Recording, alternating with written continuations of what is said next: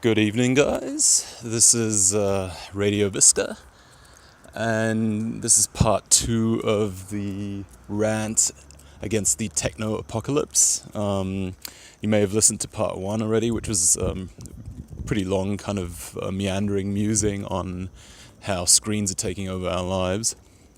The square eyes phenomenon. Today, I kind of want to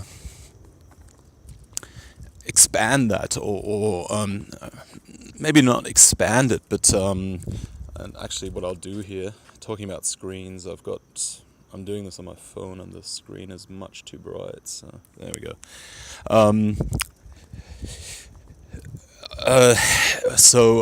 Today I want to kind of expand the topic a little bit onto social control, right? So I guess most of what I covered in the last episode was how digital entertainment essentially is taking over our lives, or has taken over many of the hours of our lives, and it's a sort of modern, soma. It's the circuses and the bread and circuses, right? So rather than our rulers putting on these big, chariot races and gladiatorial combat for us, they get their banks to invest in Ubisoft and Electronic Arts and Apple and Google and so on, right? Anyone who's been to the Google Play Store or the Apple App Store, what insane amounts of apps are available. Now, it's a big planet. Yes, there's a lot of people, and there are people that buy them. But the entire system, the entire ecosystem had to be funded in the first place, right? And there's plenty of evidence, like if you go into it, there's these seed kind of capital from the CIA. It's called In-Q-Tel. There's this In-Q-Tel kind of technology startup kind of company. Basically, I guess my thesis here is that the banks are basically the government. There's no difference there between public and private, and they fund what they want more of, right? So they print money to loan it towards things that they want to see happen. I believe it's similar now with the development of self-driving cars, Tesla, the electric car thing, and also with fracking and lithium mining. All of these things are pushed by the central banking rulers by allocating capital at low interest rates to these kind of ventures, right? And just as easily, they can also stop certain types of development by just never allowing it to be funded, right?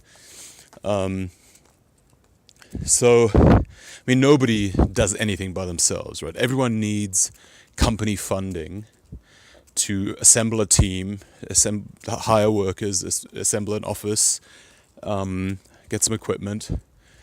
You don't do that by saving your pennies at a 9-to-5 job, right? That's an illusion. Like, everyone who starts a business needs funding, needs a loan, right?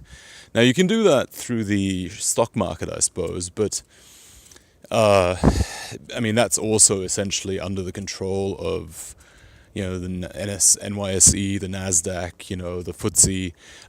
You don't get listed if you don't comply with a whole bunch of regulations, right? And for example, a anti-Semitic media channel would not get listed on the FTSE, right? Just as an example, right? There's other things that don't get listed, right? Competitors to certain entrenched interests.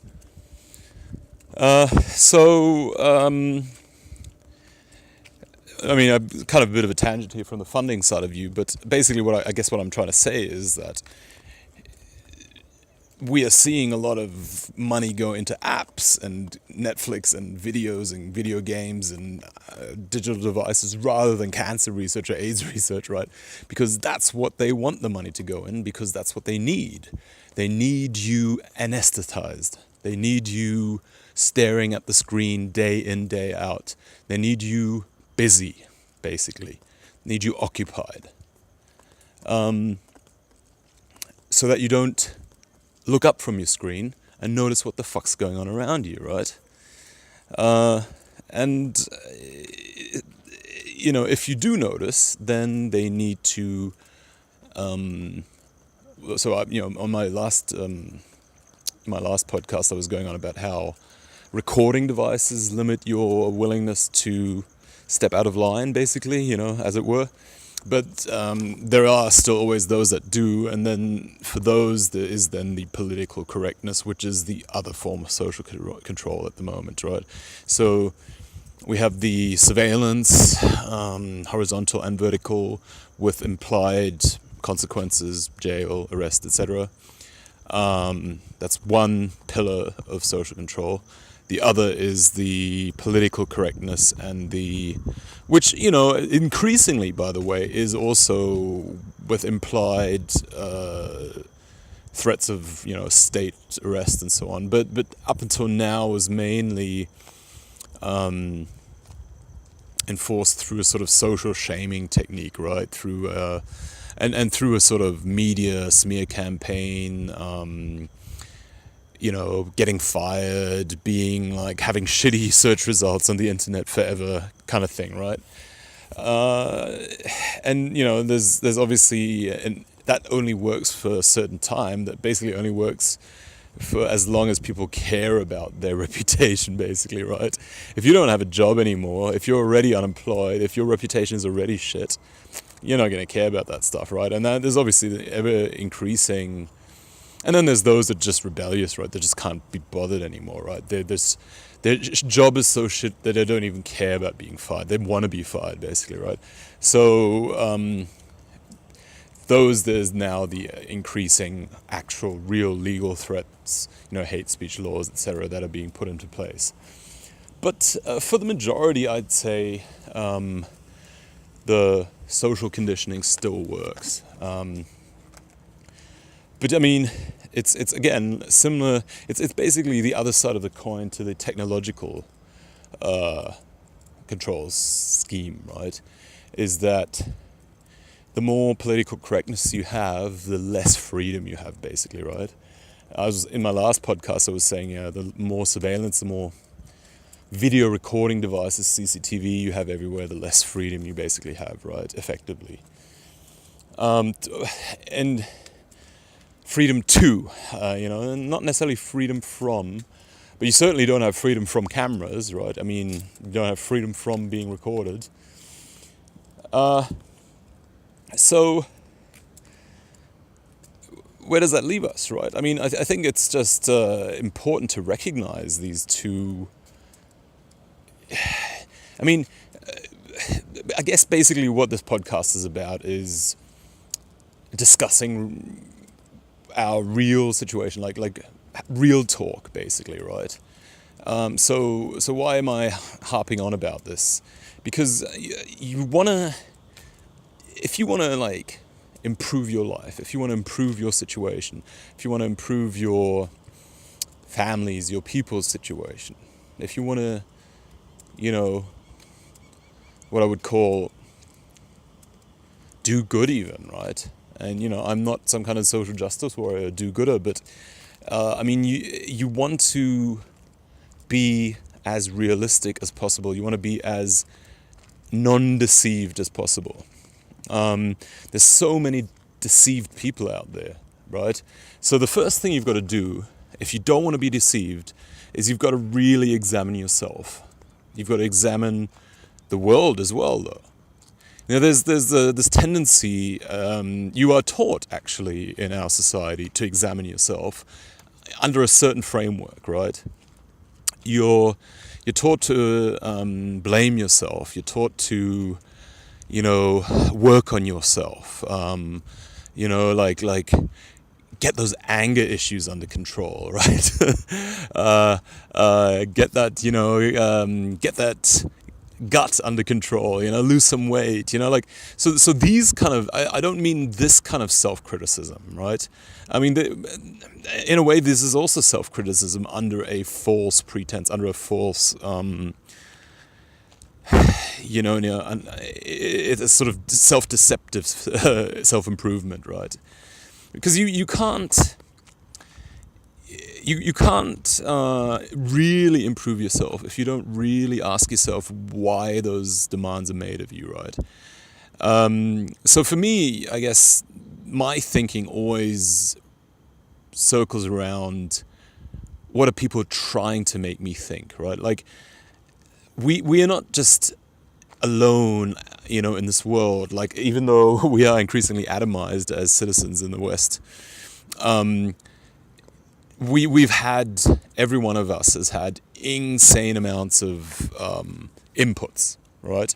Insane amounts of assumptions drummed into us, indoctrinated into us, that we just make on a daily basis. And the sort of real self-criticism is not, hey, lose some weight. It's more like, why am I being told to lose some weight? Now, I'm not against losing weight, but I'm pro-health, right? But I guess what I'm getting at is that, the way the magazine might, for a woman, the health magazine might be, what the angle that they might be taking might not be the correct one, right? It might actually just be a way of lowering your self-esteem, of selling you something, of giving you wrong advice even, right? And the same goes with the sort of like anger management, right? It's a sort of all problems are your fault kind of approach, right? Now, what about just not producing and advertising and shoving in my face fucking corn syrup shit everywhere, right? Like, you can't just blame yourself when you can't actually go hunting anymore, right? And you can't grow your own food anymore because everything's private property, and everything's regulated, and the shops and the agriculture around you all only grow this shitty corn shit, right? Like, there's no point in blaming yourself if all the food that's available to you is shit, right? So, I guess the same goes with anger management, right? Like, there's no point in blaming yourself for getting angry when there's real reasons to get angry around you, right? And maybe a sort of self-pacification is just what the system wants of you, right? They want to make sure you don't get angry. Anger is like is a maladaptive response to the system, which, yeah. So, I guess in a roundabout way, what I'm trying to say here is that when I analyze these kind of tendencies and trends in society and in people's behavior, I'm trying to notice the things that everyone else is maybe not spending enough time noticing, right? I'm trying to take a step back, and I do have a evolutionary psychological opinion, I guess. Like, I think I have a biological worldview. I see myself as an animal that evolved in Northern Europe under certain conditions, wooded, cold, misty, plenty of nature, only a few dangerous mammals, but not that many insects, snakes, those kind of things. You do have to have one reference point that you start from, right? I mean, you can't just destroy all reference points. That's what the, you know, cultural Marxist is trying to do, make you question everything, right? You know, question evolution even these days, which is really bizarre, right? Because they used to kind of be the big proponents of evolution. So no, like, of course you can't question everything, but the reason I guess I've arrived at this sort of evolutionary starting point is because I want to understand who I am and what humans really are, right? Like, what drives us? And I think that comes down to genetics, and it comes down to genetically imprinted behavior, right? We are essentially our genes, and then through a lifetime, we're sort of this biological system that is shaped and, you know, I would call it even bred, trained, right? Like, I mean, we're basically circus animals, you know, to be crude about it, right? I mean, we're these biological animals, essentially, that get trained to be circus animals. And so that's my starting point, and that's the way I think I look at almost all influences that I have and that we all are exposed to throughout our life. And so, for example, this modern technological and political correctness shit, that's just like this abstract, shitty system that like, I don't even see it as natural. Like, I don't see computers and internets as like a given, you know? They're just this thing imposed on us, like the cage or the ball that the bear has to, you know, run on, or the you know, the ring that the sea lion has to jump through. You know, these are all kind of circus implements that are not natural, you know.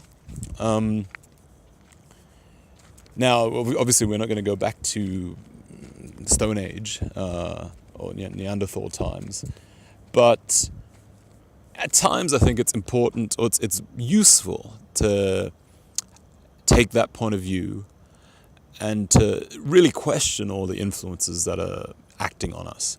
Because we didn't choose these influences, right? We didn't choose the internet.